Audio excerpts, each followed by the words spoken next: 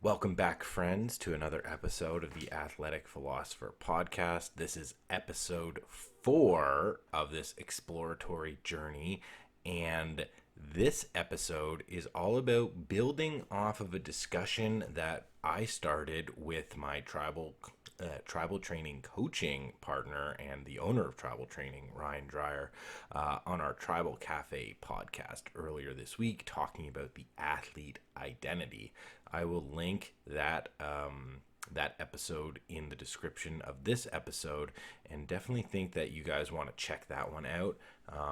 That's where we sort of talk about issues that are alive on our training team and that we hear through coaching and consulting with our athletes. But this idea of the athlete identity has really been percolating in my mind for a long time. Maybe I would say intensely for 2 years, but I've been teaching this stuff for a long time. And it's funny because I have an old slide from my old sociology of sport class. And I'm going to go through a couple of interesting premises from a really, what I think is an interesting, a really accurate, and I would suggest a really wise and deep way to understand the relationship that individuals have to the groups and to the cultures that surround them. And the idea of the athlete identity is something that I've been talking about ever since I started teaching about sport, and really once I started researching sport. But then I move back and think about my own life in sports, growing up as a sporty kid, playing two sports, focusing on one intensely, and really coming of age and coming to an understanding of myself through sport and athletic training and competition. And I started to really put all these together, as I mentioned, maybe about 2 years ago, when it struck me almost like a lightning bolt that there are millions and millions of guys and girls out there who suffer a form of not just identity destruction, but we'll call it something that's even more grave and serious: identity death, right? And I started to see the patterns that we wisely recognize in sort of pro and elite athletes, that they have this difficult transition to make in their lives when they retire. And it's not just what am I going to do, what am I not going to do with my time, which clearly is a big thing if you've been training and competing your entire life and now you don't train and compete to the same level. What are you going to do? But there really is this gap of identity. There's this gap of everybody I know interacts with me based on the fact that I am an athlete. Everything I understand and know about myself is as an athlete. And now that I'm not doing that anymore, I don't have a strong sense of who I am. I don't have a strong sense of self. And we give the pro and the elite athletes space and maybe some grace and some empathy. But what about those millions and millions of people, maybe like me, who never got to the next level, where society sort of gives us a soft landing and gives us an understanding that this is a difficult transition? I think for people maybe in my position, where you were an elite athlete but you got blocked out from those next levels. For me, it was two successive leg injuries in my final two soccer seasons that took me out. But these are common stories. People who were athletes, lived as athletes, felt athletic. All of a sudden, that part of their lives is removed. And what does society do? Do they give us a soft landing? No, they kind of kick us when we were down. It goes something like, you really thought you could get to the next level? You could play college, you could play pro, you could make a go of it as a real athlete? Were you delusional? Like, do you understand reality? You need to bury those dreams. You need to bury that part of yourself, and you need to get on with the serious work of being an adult. Go to college, get a job, get a mortgage, get a family, get a better job, buy a nicer house, get fancier toys, go on nicer vacations, etc., etc. Forget the dreams, forget the athlete identity, forget who you were, become somebody different. Man, when you put it like that, it's pretty sad. Why don't we afford the everyday athlete the same kind of respect when it comes to having to put aside this athlete identity? Or what I'm going to talk about right now is, why do we even have to give it up? Why do we have to give it up? So we didn't make it to the next level in whatever sport that we were practicing. Okay. Rather than giving it up, or as so often happens, and this is exactly what I talked about in the last podcast with consumptive play or destructive play versus creative play and productive play. If we want to maintain any sense of an athletic identity, we have to become spectators or voyeurs of the serious athletes, of the pros, the ones who deserve and get to live out that athlete identity. The rest of us, we're not allowed to do it. So what I want to talk about today is why athletes in their youth should continue to be athletes in their adult lives. And then I want to quickly break down, why do we have this weird situation where athletes in our youth are respected, but athletes as adults are kind of mocked, jeered, and almost seen as out of place. So first off, athlete identity. Why is it that so many of us came of age, found ourselves, understood a sense of who we were, what we could accomplish, and what we could aspire towards through sport competition? It has to do with our interests and our passion, right? Everybody is drawn to one kind of an activity or another, right? And for people who are drawn into athletics, we love the challenge, we love the structure, and we love what the process of being an athlete does. So it's not the fact that we are competing and winning that makes us feel good. It's that we are living by a rigid structure that demands accountability, discipline, and sacrifice in order to achieve something that is greater. So, for example, when you were an athlete in high school, and maybe you're also getting really good grades, and you've got a good friend group, and maybe you've got a relationship, and you're volunteering, right? And you're growing. It's because you have a high priority, right? You've got to train. You've got practices on your schedules. Your free time is a little bit limited relative to your peers, right? We all know the stories of the athletes who can't go to the parties, right? Who can't go to the social events, right? Who've got to stay up maybe a little bit later because they're catching up on their homework and finishing up their assignments, right? The athlete's got to give away some of the time in order to gain a clear vision and a clear path of what they need to do.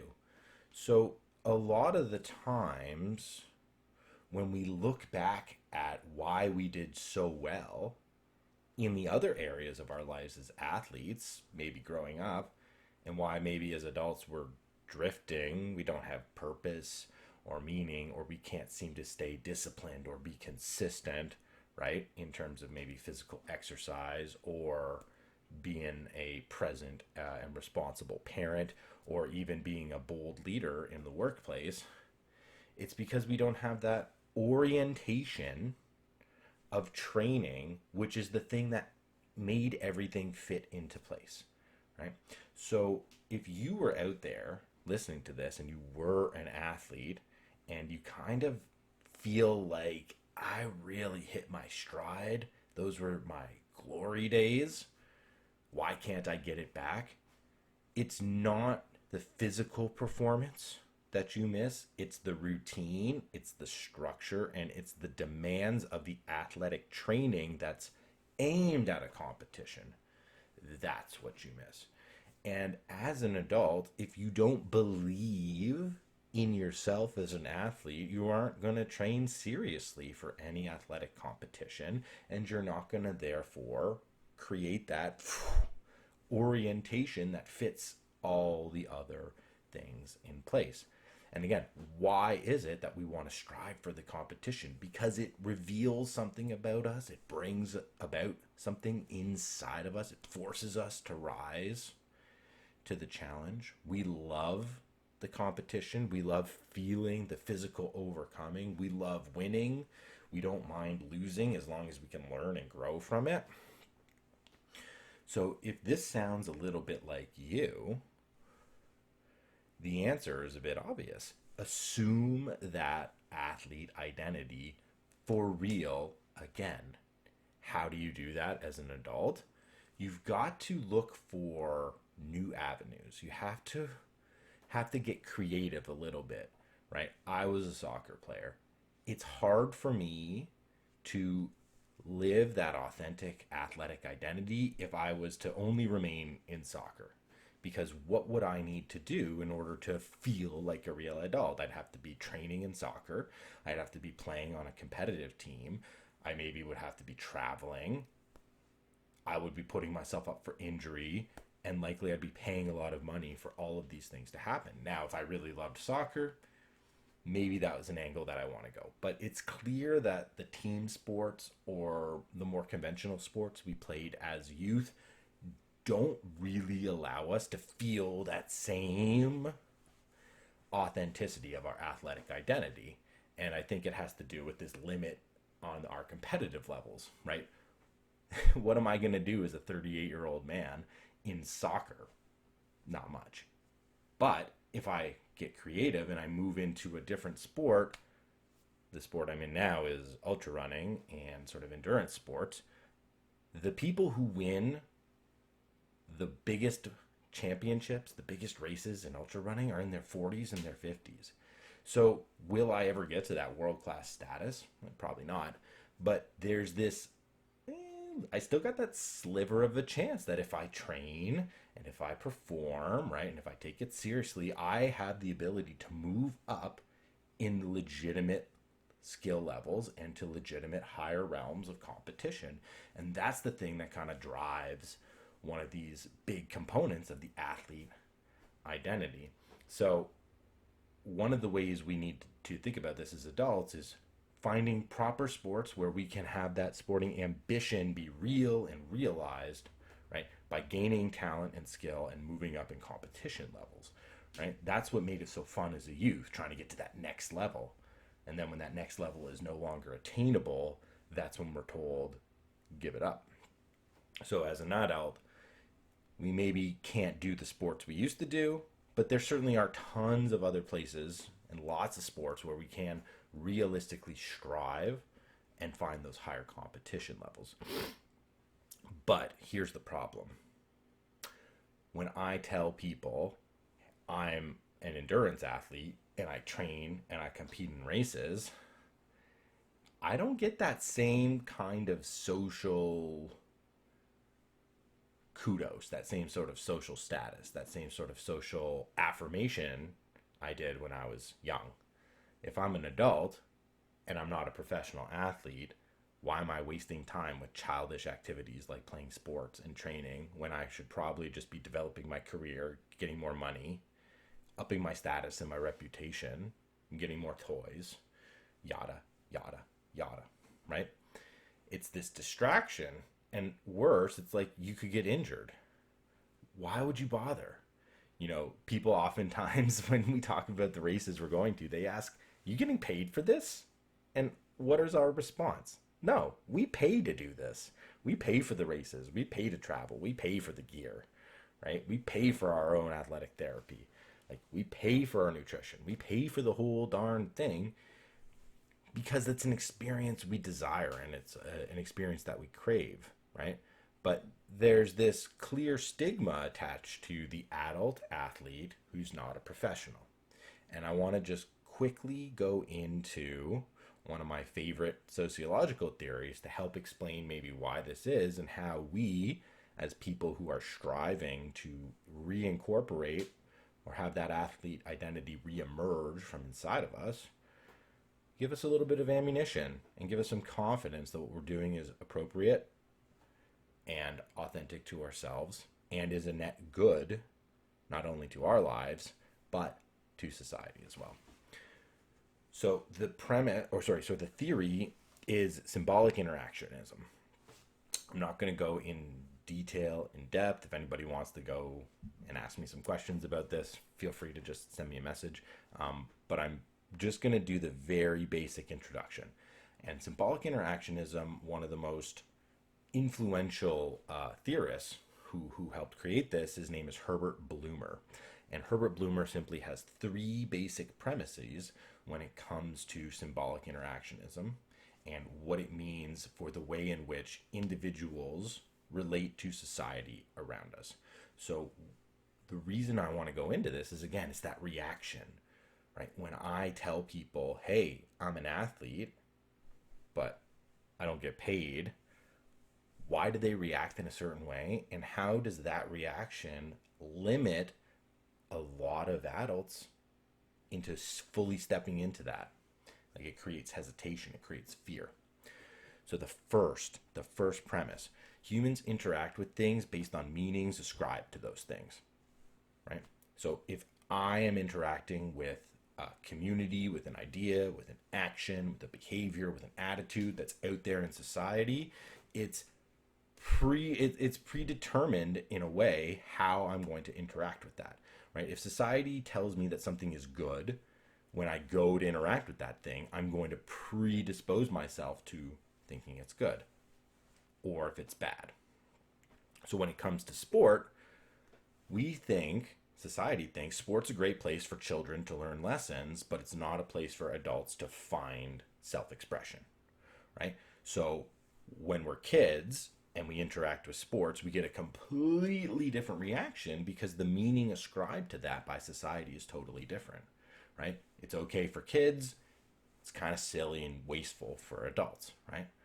And this sort of default programming has a tremendous amount of influence on the way people in society deal with playing sports as an adult. It's not seen as a generally positive thing to go and strive and participate and compete and train in sports. If you are going to be physical, the meaning ascribed to physical health, what's positive, is just going to the gym and getting your minimum requirements for daily exercise, right? For vigorous exercise, moderate exercise, and light exercise, so that we can maintain physical health. But we're not necessarily told to aim for excellence, right? The people who aim for excellence, they're kind of weird. The people who are smart and rational about their physical health, they're good. So we have to understand that there's a lot of social pressure against people who want to live out an authentic athletic identity as an adult. Okay, so how do we navigate this? This leads to number two, the second basic premise. The ascribed meaning of things comes out of interactions with others in society. Oh, where did the meaning of things come from? It comes from conversations. It comes from events, right? It comes from dialogue. It comes from these interactions that we have where I maybe do something and I see the reaction of other people to my action, and then I either continue it if it's positive, or I moderate it and I adapt and I change it if that reaction is negative. And when we're trying to think about adults finding their way, looking to reclaim that athlete identity, the first time you go out and you maybe try to tell somebody or you try to sign up for a race, you're going to get this interesting interactions, right? One of these common things we hear on the team and people who do these races, hey, I'm going out to run a 50 miler. Hey, I just signed up for a 100 miler. Hey, I just signed up for 50K. The common response is, why do you hate yourself? What are you running away from? As if it's some sort of a joke, as if it's some sort of a punishment that we place upon ourselves, right? Other people project their weaknesses and insecurities onto us. So the ascribed meaning of some things in society are not based upon anything other than people's weaknesses and insecurities about themselves and a misunderstanding of what the activity or the attitude actually is and is doing. And I would suggest when it comes to adult sport participation, most people have no clue. They got no clue why they should be doing it, what the value of it is, and why people who feel called to express themselves physically through competition need this avenue. They need this arena. Not just so they can get a sense of expression, but so they can live these authentic identities. Why is it so important to live out an authentic identity? This is where self-confidence comes from. This is where assuredness comes from. This is where the ability to be bold and make difficult decisions and move through adversity with confidence, courage, and bravery comes from. When I know who I am and I'm assured of the values that I want to live my life by, I have a clear path forward. It doesn't make it easy, but it's clear, and I'm confident that I'm able to walk it. And when I don't live out my actual identity, I create a division inside myself. I create a disharmony between my outer world and my inner world, and this is going to create internal doubt. This is going to create feelings of resentment. This is going to lead to feelings of guilt. This is going to lead to pointing the finger and blaming others for excuses. It's going to lead to settling and quitting. Okay, so if the ascribed meanings of things comes out of our interactions with others in society, and most of the time we are receiving a negative interaction when we talk about this athletic identity, what do we have to do? This leads to number 3. The meanings of things are interpreted when dealing with things in specific circumstances.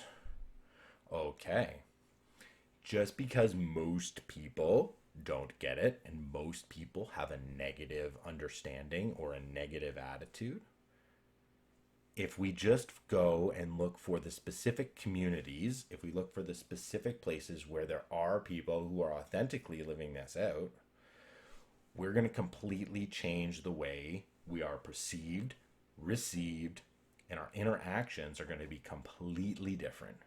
The meanings of things are interpreted when dealing with things in the specific circumstances.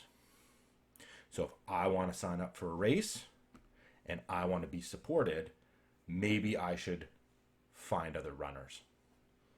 Maybe I should make friends with people who are also signing up for the races. Maybe I need to leave behind the group, the community, the culture that's holding me back from stepping into something that I truly desire for myself.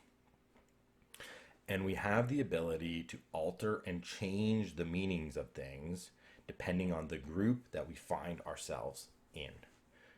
So if you are somebody who was on fire in your youth because you were an athlete and you had that orientation and that priority, but you've lost it and you've drifted and you're feeling like you've got to get it back somehow, and you try and you go and you receive these negative messages, it's not going to embolden you. But if you simply go and you find out that there are groups, that there are people, that there are places where you can be affirmed and where you can develop yourself in this identity, well, that changes the meaning of everything. It changes the meaning of everything. And here's the really cool part. If we are able to change the meaning in specific circumstances and then show other people that the negative meaning doesn't necessarily have to hold, well then on a micro scale, individual interactions in specific circumstance have the ability to change the entire narrative, to change the entire frame, to change the entire ascribed meaning to adult sport participation. It's not something that happens from the top down. It happens from the bottom up in these specific communities where we train and compete seriously as a means to bring out the best versions of ourselves. So when it comes to assuming the athlete identity, one of the most important things for you to recognize and appreciate is finding yourself in a group that respects that identity.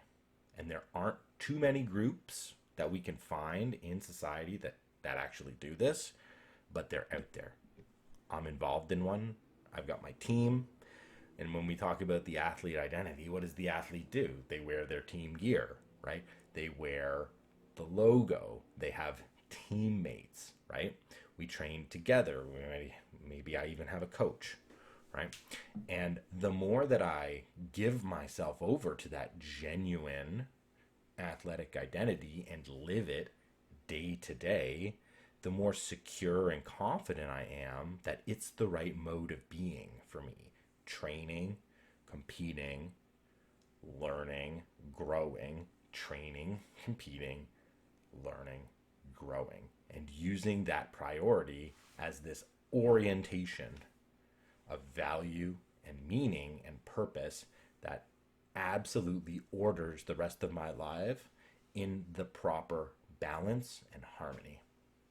And that's not to say everybody's going to find themselves through this identity.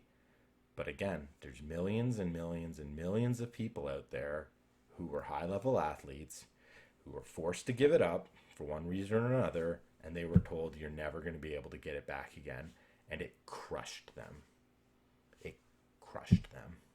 And this is a way for us to pick up the pieces and let that spirit of the athlete that lives inside of us reemerge in the adult world, in the adult context. And just as it did in our youth, it can provide that same powerful orientation to allow us to live our better lives, our best lives, because we're athletes at heart. And the more we give up to that and the more we live that truth, the better we're going to be. All right? Go out, be athletes.